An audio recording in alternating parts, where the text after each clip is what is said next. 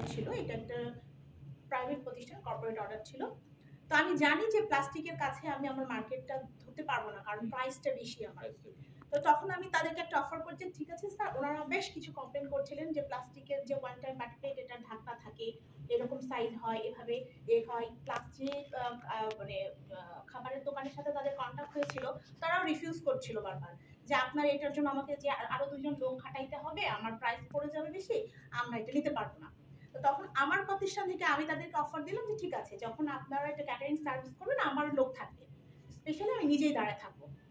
তো ওইখানে আমার আসলে টার্গেট ছিল যারা ওখানে কাস্টমার বা ছিলেন, তারা হচ্ছে যারা অতিথি আর কি। তো তারা ম্যাক্সিমামই সবাই কর্পোরেট হেড, না হয় সচিব, মানে সবাই খুব হাই প্রোফাইলের। তো আমার টার্গেট হচ্ছে প্রতিটা মানুষ যদি আমার এই প্রোডাক্টটাকে পছন্দ করে, তাহলে ওদের ভেতর থেকে তো আমি একটা কাস্টমার পেতে পারি। তো আমি সেদিনের প্রোগ্রামের দিন উপস্থিত ছিলাম, এবং আমি কি করলাম, আমার সুপারি পাতার বাটি প্লেটে যখন ওরা ইফতার আইটেমটা সাজাচ্ছে, সাথে করে প্রত্যেকটা টেবিল আমি দাঁড়া থেকে রেডি করলাম, ঠিক যেভাবে বাসায় আমরা সার্ভিসটা দিই। তো তাতে কি হলো, প্রোগ্রামটা যখন শেষ হলো, সবাই পুরো টেবিলটা মনে হচ্ছে একটা গর্জিয়াস প্রোগ্রাম হয়ে গেছে।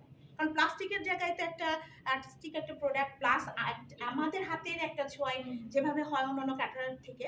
তো তখন সবাই একটা ওয়াও বললো, এবং কি হলো, ওই প্রোগ্রামটা শেষে প্রত্যেকেই তো তাদের প্রোফাইলে ওই ছবিটা দিচ্ছে।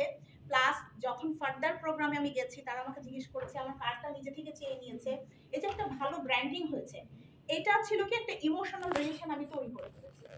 এরপর যখন আমার ওই কাস্টমারগুলোই নিজে থেকে, তারা হচ্ছে কেউ লাইন্সে আছেন বা বিভিন্ন ক্লাবে আছেন, তারাই ফোন দিচ্ছেন, আচ্ছা তোমার এই প্রোডাক্টটা আমাদের এরকম একটা অ্যালুমিনি অ্যাসোসিয়েশনের প্রোগ্রামে আমি দিতে চাচ্ছি, তুমি আমাকে এভাবে সার্ভিস দিতে পারবা কিনা, বা এরকম শেপটা আমরা এরকম চাচ্ছি। এই যে মানে আর একটা রেশনাল জায়গা থেকে তারা আমাকে নক করছে, তখন আমি দেখতেছি যে না, আমার প্রোডাক্টের একটা ভ্যালু আমি ক্রিয়েট করেছি, কিন্তু আমি আরো প্রোডাক্টের কোয়ালিটি চেঞ্জ করতে পারলে আমি মানে দৈনন্দিন তাদের ব্যবহার করার জন্য প্লাস্টিকের সাথে আমি কম্পিট করতে পারবো। তখন ওটা আসলে আমার একটা ন্যাশনাল এনগেজমেন্ট তৈরি হলো কাস্টমারের সাথে।